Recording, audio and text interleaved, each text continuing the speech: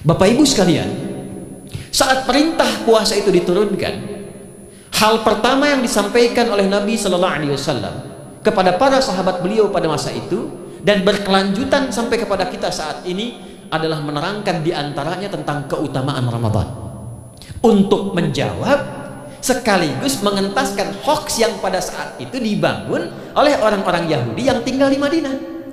Jadi ketika mereka mengatakan orang Islam tuh nggak punya puasa, ikut kita, ini puasa yang hebat, puasa yang bagus, dijawab oleh Allah, turunlah perintah, ya ayyuhalladzina amanu kutiba alaikumus syiyam kama kutiba alal ladzina min qablikum la'allakum tattaqun. Setelah itu apa yang terjadi? Buka Sahih Al-Bukhari, kitab yang ke-30, Kitabus Shaum, posisi hadis yang nomor yang kedua di topik ini, riwayat dari Talhah bin Ubaidillah radhiyallahu taala anhu, qala Rasulullah sallallahu alaihi wasallam. Perhatikan, ini kalimat pertama yang disampaikan Nabi menyambut kewajiban puasa. As-siyamu junnatun fala yarfuth wala yajhal wa in imru'un qatalahu aw syatamahu falyaqul inni sha'imun marrataini la khulufu famis sha'imi atyabu 'indallahi yaumal qiyamati min rihil miski yatruku ta'amahu wa syarabahu wa syahwatahu min ajli. Ini poinnya. As-siyamu li wa ana ajzi bihi wal hasanatu bi asyri amthaliha. Kata Nabi, puasa kita ini yang kita tunaikan spesial, beda dengan yang lainnya. Jadi ketika Yahudi mengatakan puasa kami ini puasa yang hebat, yang bagus, yang diikuti oleh umatnya Muhammad sallallahu alaihi wasallam, turun ayat, komentar Nabi pertama apa? Puasa kita kepada para sahabat, kepada kita semua, ini puasa yang spesial. As-siyamu, lihat diksinya, awas Pak ya, ibu jangan salah baca. As-siyam, bukan asyab. As-siyam disebutkan 9 kali dalam Al-Quran. Ada as-saum, ada as-siyam, itu beda. Kalau saum sekali disebutkan dalam Al-Quran, surah 19 ayat 26. Saum itu masih umum, kata umum untuk menunjuk kata imsak, menahan secara umum. Bisa berarti puasa yang ada ketentuan aturan, bisa berarti menahan secara singkat. Apa saja yang bersifat menahan, itu saum namanya. Contoh Sayyidah Maryam misalnya, beliau masih makan ya, ayat 24, 25 itu masih makan. Goyangkan pohon korma, jatuh kormanya, makan kormanya. Mau minum, ambil airnya, minum. Masih makan, masih minum. Cuman diminta untuk saum. Apa saumnya? Inni nadhartu lirrahmani sauma falam ukallimal yawma insiya. Jangan bicara pada siapapun.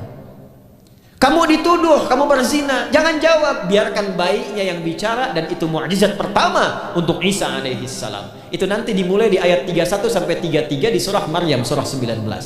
Tapi beliau diperintahkan saum. Saumnya apa? Jangan bicara. Jadi kalau bapak masih makan, masih minum, cuman gak mau bicara dulu sama ibu, itu saum. Mau kemana Bi? Kok gak jawab? Kenapa gak bicara? Sedang saum.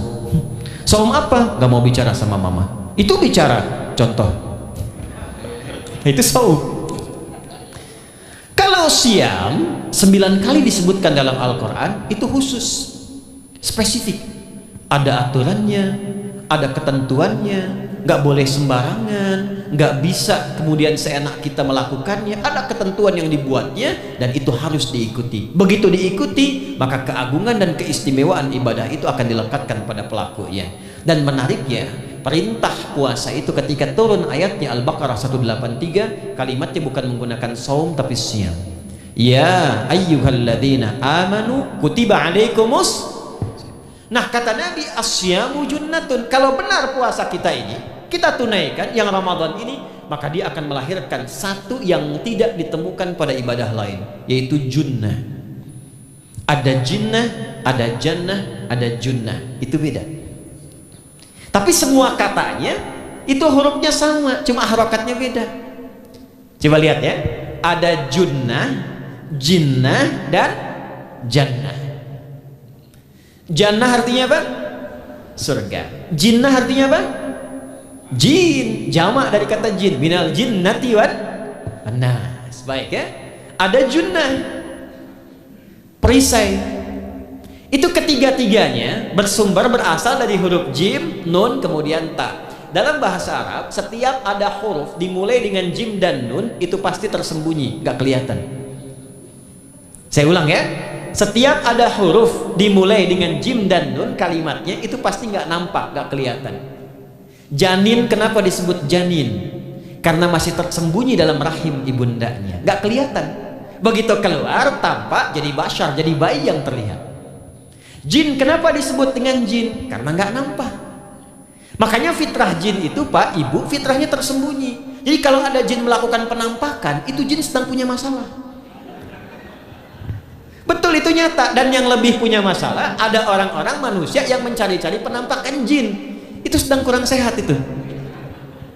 Ya, betul, karena jin itu dipasangkan di Al-Quran dengan ins. 18 kali pasangan ini disebutkan. Itu lawannya langsung.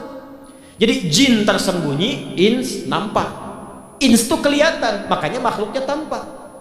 Jadi kalau ibu ada bapaknya pulang ke rumah sembunyi-sembunyi, itu bapak sedang menjadi bukan. Karena itu fitrah manusia itu pasti lembut. Kalau ada orang kasar, pasti ada yang salah dalam pergaulannya. Balik. Itu jin. Jannah, kenapa disebut jannah? Karena belum tampak sekarang. Makanya Nabi katakan bala ainun ra'at, nggak sama dengan yang seperti dilihat orang, nggak kelihatan. Nanti kesuksesan tertinggi yang belum tampak disebut dengan jannah karena belum tampak. Junnah itu perisai yang bisa langsung membentengi kita dari setan secara otomatis, tapi nggak kelihatan. Karena itu kenapa ujung puasa disebut la'allakum tatakun. Tatakun itu dari kata takwa. Takwa itu dari kata wikoyah. Wikoyah itu artinya perisai. Nah, perisainya tidak tampak dalam diri kita, tapi kalau terbiasa menunaikan ibadah puasa ini, kata Nabi, yang pertama kali akan terjadi pada orang yang puasanya benar, dia akan mendapatkan perlindungan berupa perisai dari Allah, hasil dari latihan puasanya yang dapat membentengi dia dari setan. Jadi ciri khas puasa Ramadan itu kalau sukses ditunaikan, itu akan terjauh dari godaan setan. Setan itu provokator yang memang hanya mengarahkan pada keburukan. Jadi dia nggak kenal benar. Lawannya malaikat nggak kenal salah, Pak. Nah, supaya terbentengi dari itu semua, kata Nabi Sallallahu Alaihi Wasallam, kita itu dihadiahi sekarang oleh Allah satu ibadah yang kalau dilakukan ibadah itu akan mengakumulasi ibadah-ibadah yang lainnya, yang saat bersamaan dahsyatnya ibadah ini bisa menghadirkan junnah, perisai yang membentengi dari setan. Karena itu ketika dilakukan ibadahnya, saat yang bersamaan bisa ditahan maksiatnya, ditingkatkan amal solehnya. Setan kan ngajaknya pada yang salah kan, malaikat ngajak pada yang soleh. Ramadan itu keutamaannya kalau sudah tiba Ramadan itu selalu kita terdorong pada yang soleh dan tertahan untuk yang salah. Itu hebatnya puasa Ramadan. Kalau nggak percaya silahkan Pak Ibu sekalian, cuman Ramadan yang saat datang waktunya bisa menghentikan orang berbuat maksiat. Nggak percaya cek, orang yang punya sifat marah semarah-marahnya itu saat Ramadan bisa berhenti marah.